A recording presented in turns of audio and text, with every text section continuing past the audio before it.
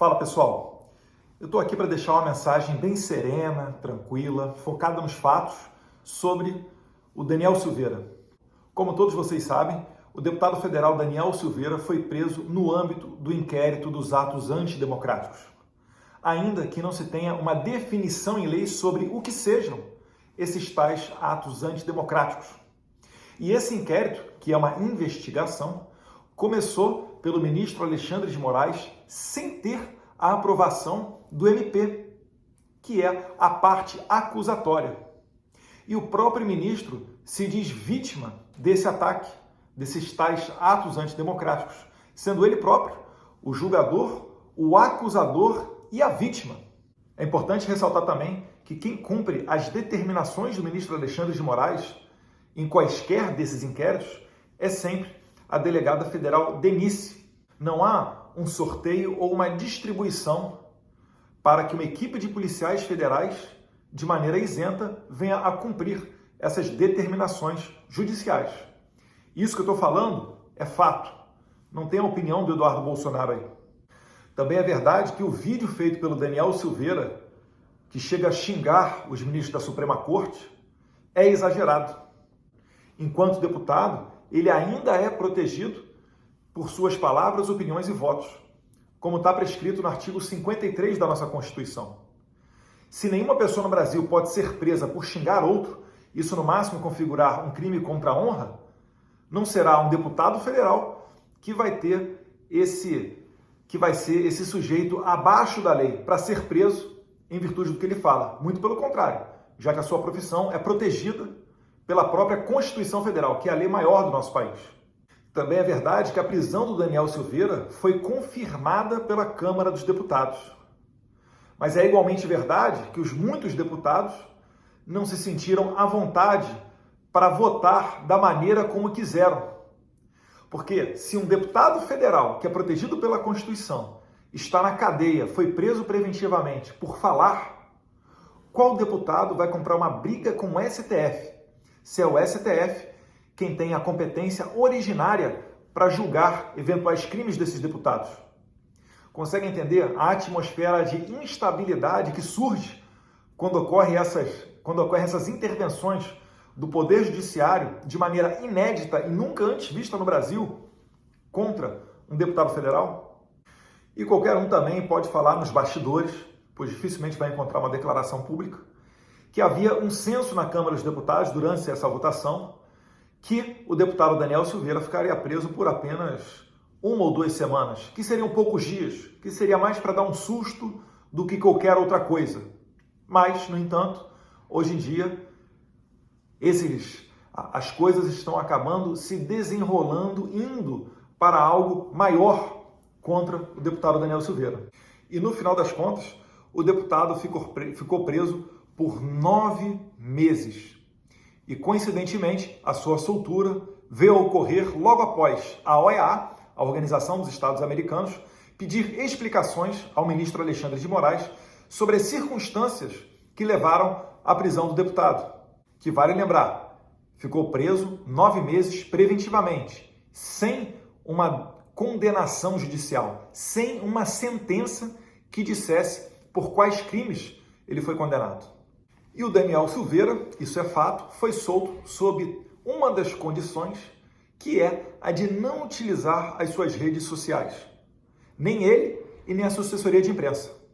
Repare, um deputado federal cujo principal trabalho é falar, tanto principal que é protegido pela nossa Constituição, que no artigo 53 vale que somos protegidos, deputados federais e senadores, por quaisquer opiniões, palavras e votos, mas depois de 9 meses, quando solto, ele não poderia usar suas redes sociais.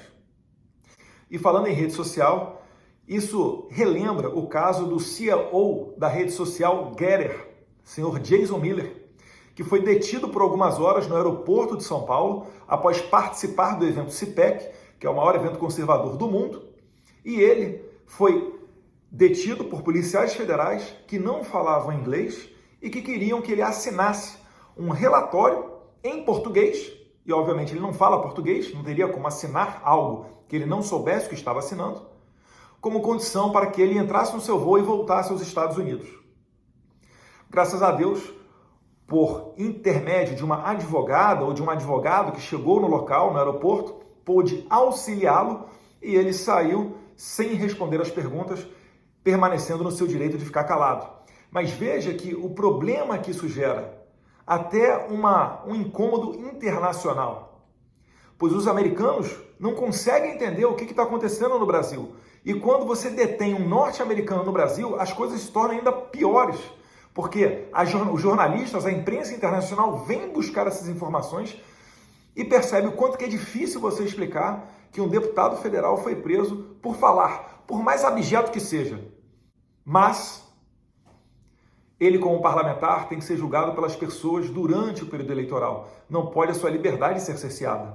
A questão jurídica fica tão complicada de compreensão que até livros estão sendo lançados sobre esses e tais inquéritos, como Os Sereis Deuses e o Inquérito do Fim do Mundo, fazendo referência a esses inquéritos cujos crimes, cujas acusações não têm definição na lei, onde não existe, no seu início, a acusação pela parte acusatória, que seria o Ministério Público Federal, e onde juízes figuram como juízes, vítimas e acusadores. Realmente, esse tipo de coisa ou você vai encontrar no período medieval ou atualmente apenas em ditaduras. E por que esses fatos vêm à tona agora?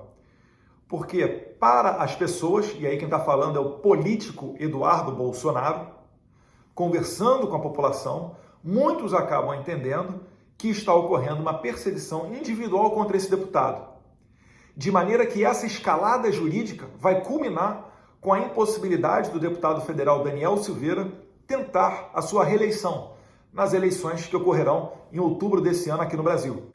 O deputado Daniel Silveira, nesse momento, encontra-se acampado, hospedado dentro da Câmara dos Deputados, de maneira a tentar pressionar a Câmara a votar, pois é um mecanismo que está previsto também na nossa Constituição, a suspensão desses processos contra o deputado Daniel Silveira. E isso tampouco significa que queira haver um fechamento do STF. Sobre essa questão, vale a pena até relembrar um vídeo em que o presidente Bolsonaro dá um puxão de orelha a um apoiador seu que fala alguma coisa sobre esse tema. Fecha o Supremo e o... Não sei essa conversa fechar. Aqui não tem fechar nada, dá licença aí. Aqui é democracia. Aqui é respeito à Constituição brasileira. E aqui é minha casa e a tua casa. Então eu peço, por favor, que não se fale isso aqui. Supremo aberto, transparente, Congresso aberto, transparente. Nós, o povo, estamos no governo. E ninguém, absolutamente ninguém, deseja o fechamento de qualquer poder que seja. Agora, não pode, sob esse falso temor, querer justificar ações judiciais. O deputado Daniel Silveira, ele não está desafiando a Suprema Corte. Ele está lutando pela sua sobrevivência política. Ele está lutando pela sua liberdade. E ele quer, tão e simplesmente apenas, que seja seguida a Constituição. Assim como ele se entregou e foi preso preventivamente, de maneira voluntária, sem oferecer resistência, ainda crendo que essa prisão seja ilegal e inconstitucional, Daniel Silveira apenas quer que a Câmara dos Deputados aprecie o seu pedido de sustação desse processo criminal contra a sua pessoa. No Brasil, tudo é absolutamente vazado. Até conversa minha de WhatsApp já foi vazada e apareceu no principal telejornal nacional. Certamente, se houvesse algo mais grave sendo feito pelo deputado Daniel Silveira, não tenha dúvida, isso também já estaria em toda a imprensa nacional. O que o povo brasileiro deseja é que o ministro Alexandre de Moraes seja aquele da sabatina do Senado, que tão bem falou sobre liberdade. Reafirmando, mais uma vez, que minha atuação será com imparcialidade, coragem, dedicação, seriedade e sincero amor à causa pública, corroborando as históricas ideias de Platão, Aristóteles, Rousseau, Thomas Jefferson e tantos outros sobre a necessidade dos governantes respeitarem e honrarem as leis, acima de suas vontades e idiosincrasias pessoais. Reafirmo minha independência, meu compromisso com a Constituição e minha devoção às liberdades individuais. Martin Luther King, em um de seus mais belos sermões, O Nascimento de uma Nação, apontava que o desejo interno por liberdade na alma de cada ser humano alcança seu mais amplo significado na liberdade individual e intelectual, na liberdade de pensamento, na liberdade de expressão, na liberdade de crença e cultos religiosos, na liberdade de escolha. Os homens percebem que a liberdade é fundamental e que roubar a liberdade de um homem é tirar-lhe a essência de sua humanidade. O que nós queremos é que ele respeite as próprias decisões deles e os vídeos em que ele fala que se a pessoa não quiser sofrer críticas, que não saia à vida pública, que fique em casa. Quem não quer ser criticado, quem não quer ser satirizado, fique em casa. Não seja candidato, não se ofereça ao público, não se ofereça para exercer cargos políticos. Essa é uma regra que existe desde que o mundo é mundo. Querer evitar isso por meio de uma ilegítima intervenção estatal na liberdade de expressão é absolutamente inconstitucional. Todos nós somos pessoas públicas. Ninguém mais do que a minha família é atacada diariamente nas redes sociais. A melhor maneira de se combater essa violência, esse ódio ou as notícias falsas não é censurando ou regulamentando a mídia. É mostrando a verdade e deixando que as pessoas formem as suas próprias convicções. E eu finalizo esse vídeo aqui dizendo que essa instabilidade política, essa insegurança jurídica, ela já é ruim a qualquer tempo. Mas ela piora mais ainda quando nós estamos a 6 meses da eleição. É hora de botar a bola no meio do campo, acalmar os ânimos. Por acaso, esses dias eu estava lendo o livro do Rodrigo Constantino sobre os pensadores da liberdade, e cai como uma luva o pensamento do filósofo escocês do século XVIII, David Hume. E ele fala aqui de maneira resumida, o que Hume sustenta é que as instituições precisam, com o tempo, restringir excessos e podar as paixões dos governantes.